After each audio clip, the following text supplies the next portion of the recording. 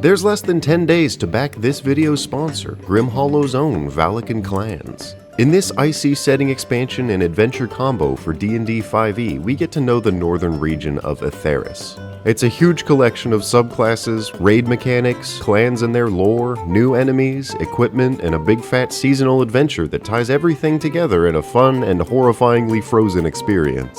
In the adventure, you gotta get your booty lumps in gear using spring and summer seasons to prepare for the monster-riddled Christmas wonderland that's on its way.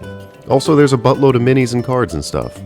I'm a big fan of the veteran authors of these books, Sean Merwin and James Hayek. This project has been hitting a lot of stretch goals, so go pack the project before it's over, or if it is, you can check out Ghostfire's main store for more Grim Hollow and my own books and stuff.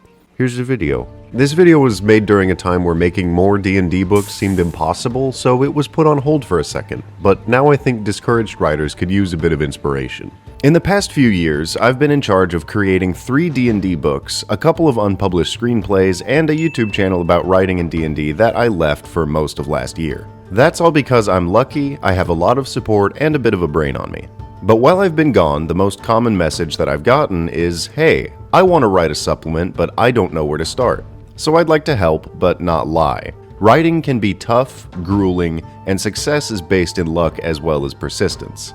So as a layout for this video, we're going to start with my honest story about how I was given my opportunities as an example of how random creative work can be, and then a breakdown for what the process actually feels like, at least for basic publishing works from a creative director's seat. Then the best advice I can give both kids and older creatives who finally got that spark back. Skip around if you want, I'll try to be tough but honest. My story started with having a friend with a fantastic stage personality, Jacob. He made a channel, we played D&D, I helped with some videos, learned a few things, and then jumped ship into a dinghy. And thanks to you, I didn't sink. After some practice, I got pretty good at pitching things that I liked. And one thing that I liked, and pitched to you, was Grim Hollow. You guys liked it so much that I kind of became top of the leaderboard in sales, and it helped create what Ghostfire is today.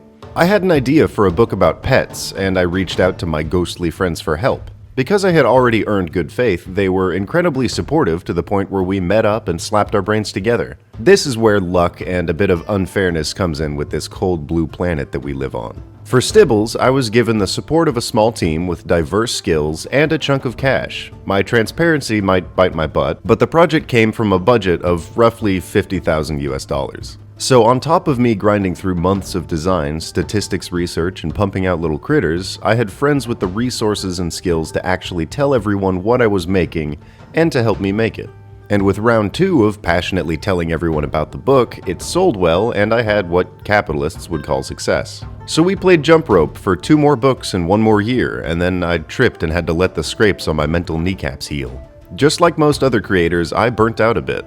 I mean, book 1 launched when we entered lockdown, and I was a candle burning at both ends for 2 years straight.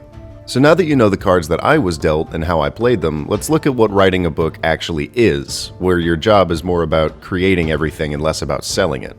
It's hard. Really fucking hard, but I love it and I'm going back for 7ths before I retire and become an old man stuck in his room. My books have gone anywhere from like 150,000 words to 200,000 words, with the tightest turnout time of only 2 months. Which means nose to the keyboard, brain to the ether, and a lot of help from teammates to meet these timeframes. You kind of can't write a book alone and be on time with it, which is probably the same reason that you don't have a finished script and neither did George R.R. Martin. That's why I prefer to call myself more of a creative director instead of a writer, because my team of 2 to 4 helpers at the time deserves the same, if not more credit than myself.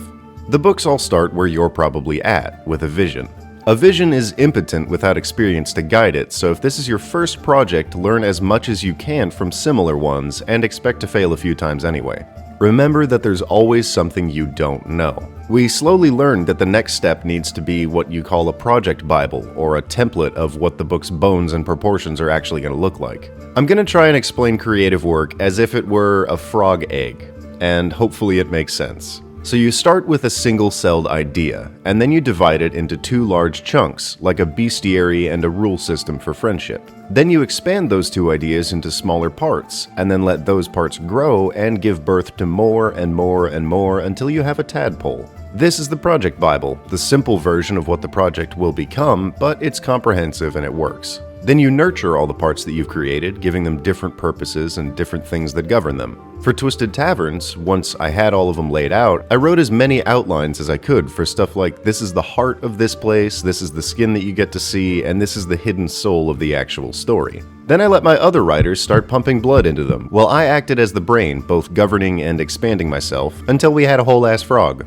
Or book. But you remember being raised, right? You were a pure and simple baby once? And then your shit got all messed up because growing up is half your actual self and half of all the bad things that happen to you. 2 of my books even had heart attacks where writers had to leave and I had no way to replace them and no way to change the timeline. And then sometimes you have anxiety over analyzing simple operations that are going just fine.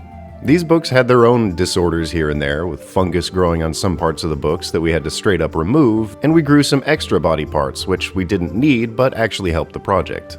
It's a gross and scary mess, but at the end you've raised an imperfect but complete child. Frog. Book. Then comes the point where you have to accept that you're done. It's over and you can't fix anything that went wrong, but at least it exists. I had the privilege to write some books, and I will write some more, but none of them will be the perfect child that I imagine. I love my weirdly broken creations, with their flaws and all the good parts. If you're looking for actual direction with a finished project, after you've had some honest review from trusted peers and not busy creators, find the names of some small publishers. Reach out and build a web. Now let me give you some important advice that I think a lot of people would benefit from hearing. If you're writing for the sake of having other people read it, or to make some money and improve your life, or to have everyone tell you that you did a good job, no, you're doing it wrong. Creation is you, expressing your own passions and flaws, regardless of who hears. On top of that, no one will see it the way that you do. Don't expect that, don't expect money, or even that you'll do it right. Nothing is certain. Create and write and paint just to paint. I like the analogy of planting seeds not to eat the fruit, but because you like planting seeds, you like watching the trees grow, and maybe even die so you can try again. Next, if you want to hedge your bets, make new and diverse friends. I don't know jack cookie butter about finance or marketing or product manufacturing or shipping, but because I reached out and have some tact under my belt, I made friends who had different skills than me, and we gave you stibbles, and then taverns, and then the Isles. You can't do anything alone in a world as harsh as the one that we live in, so don't think that you can succeed alone. Now when you finally have something to present and you start telling other people about it, in whatever community or medium that you can, give a shit about what you make. If you don't believe in your silly, ugly child, no one else will, and it'll also end up a drunken writer with some unaddressed trauma. When people take interest, meet them on that level. Don't go so far that you shove it down other people's throats, or you'll get a creation that has a lot more pressure than it deserves. It'll underperform and people will notice. But don't undersell it. Slapping a bit more on the script here, keep these opposing forces in mind when doing teamwork. Direction and creative freedom. If you favor direction, you put your mind in a cage and dig narrow tunnels. If you favor creative freedom, you'll lose direction and have a bunch of bad ideas mixed in with the good, ending up with a sandwich that has like onions on it. I hate onions in my food, but other people like them. So you have to find a mix of clarity and trust with your teammates. Lastly, if you stick around on YouTube, you've seen a lot of other creators burn out like firecrackers on 4th of July. A lot of them dropped like flies from being overworked regardless of the pay. So even if you have a deadline that you made or you've been given, if you can't do it that way, it's okay to realize that you're not some godlike machine that can write 3,000 unedited words a day for 2 straight months. Don't give up, know your feelings, have as much fun with it as you can, and you'll be able to bring that creative out of your mind and onto the page, which is what you guys keep asking me how to do. That's the limit of my advice on the topic, be it good or bad, so if I don't respond to your email or Twitter blip or Discord message, it's because this video is all I can say to you. Happy writing, painting, and frog creating.